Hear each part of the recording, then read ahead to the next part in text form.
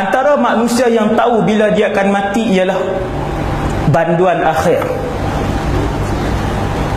Di Semenanjung saya ada masuk 2 penjara yang saya ceramah. Penjara di Sungai Petani, ada di dalam tu lebih kurang 600 orang, kesemuanya remaja. Ni yang remaja yang hebat-hebat lah. Pakar dalam mencuri, pakar dalam bidang dadah dan sebagainya. 600. Kemudian saya juga ada ceramah bulanan di penjara mana satu lagi, di belah seberang Perai, seberang Perai Selatan. Penjara di sana yang tu orang-orang dewasa. Ada satu kes dinamakan sebagai banduan akhir. Banduan akhir ialah banduan yang melakukan jenayah berat, mengalami proses kehakiman kadang-kala 2 tahun, 3 tahun, 5 tahun, dan akhirnya akan dihukum dengan hukuman gantung oleh hakim.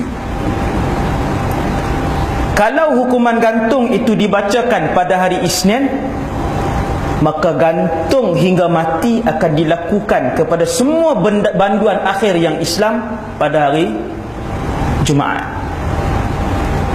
Itu Alhamdulillah. Sekarang ni penjara-penjara dah ada ustaz, pegawai agama. Di hospital pun dah ada pegawai agama, ada bilik dia khas sekarang ni di hospital-hospital kerajaan yang besar. Kemudian di penjara pun ada pegawai-pegawai agama yang dikhaskan untuk ajar Quran, ajar fardu ain. Apabila seorang banduan akhir dihukum gantung sehingga mati, maka namanya ketika itu akan menjadi banduan akhir dan biliknya akan diasingkan. Nama biliknya sel akhir. Katakan hakim jatuhkan hukuman hari Isnin. Ketika itu baki kehidupan harinya ialah Selasa, Rabu dan Khamis sahaja. Tuan-tuan yang dirahmati Allah, waktu hakim baca, maka dengan ini dijatuhkan hukuman gantung sampai mati, yang akan dilaksanakan pada hari Jumaat ini di antara jam 6 hingga jam 7 pagi. Dia mesti prosedur dia begitu. Kalau hukuman hari Ahad dibacakan, Jumaat itu. Kalau Rabu, maka bakilah kehidupannya sehari saja lagi. Orang yang namanya banduan akhir ni, selesai hakim baca putusan, lutut dia dah tak boleh berdiri dah. Sebab apa tuan-tuan? Sebab dia hanya akan boleh bernafas lagi 3 hari saja. Dia hanya akan boleh bernafas lagi 4 hari saja. Air mata sudah berlinang sejak daripada dalam mahkamah lagi. Balik ke penjara, warden akan suruh asingkan, bawa baju kamu, asing kamu mesti duduk di sel belakang sekali, seorang-seorang. Ketika itu kita akan tengok bagaimana banduan akhir menghabiskan kehidupannya, sentiasa membaca Quran. Bila ustaz agama pergi ke situ, majlis percakapan dan nasihat tu akan dipenuhi dengan tangisan air mata. Saya banyak dosa ustaz, saya tinggal tanggungjawab dulu, saya tak pernah buat tanggungjawab kepada ibu dan ayah saya ustaz. Pergilah waktu bila pun, kita akan tengok banduan akhir ni berdiri di hadapan Allah Azza wa Jalla, sembahyang, solatnya panjang, zikirnya banyak, Qurannya banyak, mengadu dengan Allah Azza wa Jalla. Kenapa? Sebab dia tahu umurnya lagi 3 hari, lagi 2 hari. Tuan-tuan yang dirahmati Allah, bila sampai hari Khamis, esok Jumaat pagi dia akan digantung. Malam tu kita nak tidur lagi dah, tak tidur dah. Manusia yang tahu ajalnya, dia tak boleh tidur dah tuan-tuan. Sebab itu antara rahmat Allah yang besar, Allah merahsiakan kematian kita supaya kita boleh lagi makan, supaya kita boleh lagi tidur, supaya kita boleh lagi bermain dan sebagainya. Kalau dia tahu lagi sebulan ajalnya, nescaya sebelum sebulan lagi dia takkan bermain dah.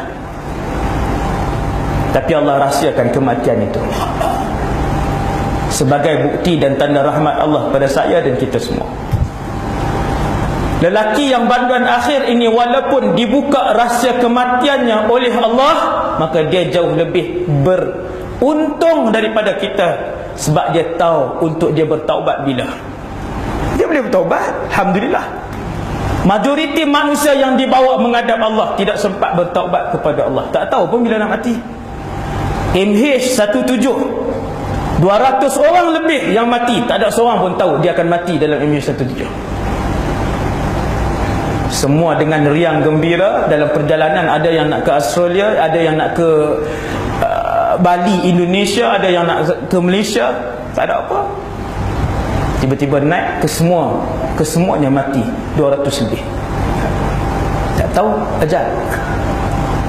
Maka banduan akhir ni pada malam Jumaat, alhamdulillah dia beruntung untuk mengaku di hadapan Allah, ya Allah, aku berdosa di hadapan-Mu ya Allah. Aku mengaku bahawa selamanya aku melakukan kesalahan kepadamu ya Allah. Maka pada malam ni, ya Allah, ampunkanlah aku. Datang daripada seluruh keikhlasan yang dihimpunkan di dalam hati dia, dibawa menghadap Allah Azza wa Jalla. Untung dia. Esok pagi ataupun malam itu, banduan akhir akan diberikan pilihan untuk memilih makanan apa yang dia nak makan, yang tidak melebihi, lebih kurang saya tak ingat, RM7.50. Betul? Dia diberi pilihan. Boleh pilih cakotiau ke, nasi ayam penyet ke, dia nak makan cucur udang ke. Tu orang Kedah panggil kan, cucur udang. Maka dia akan diberi pilihan, boleh pilih. Tuan-tuan, banduan akhir nak order apa? Kebanyakan banduan akhir tidak akan lagi memesan apa-apa makanan. Lalu dah, letaklah Domino's kat dia pun dia tak akan makan. Sebab esok. Nak azan dulu kah? Boleh. Sebab esok dia akan bangun. Bukan bangun pun, bahkan malam itu adalah malam yang dia tidak tidur. Selalunya ni kes banduan akhir ni. Esok dia bangun pagi, dia akan solat. Hukuman mesti di antara jam 6 hingga jam 7. Maka benarlah apa yang Allah sebut, dia sendiri tak tahu bila dia akan mati. Walaupun harinya dia tahu, tetapi minit ke berapa, saat ke berapa nyawanya akan keluar, dia tak tahu.